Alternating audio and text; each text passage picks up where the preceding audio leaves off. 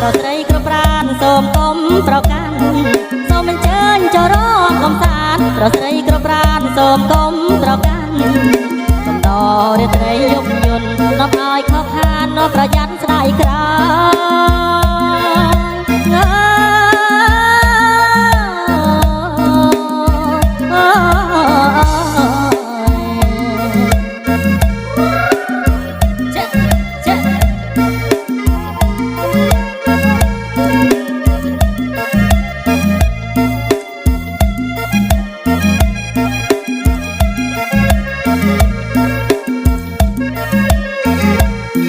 សូមអញ្ជើញចូលរកកំសាន្តប្រស្រីគ្រប់ប្រានសូមកុំប្រកាន់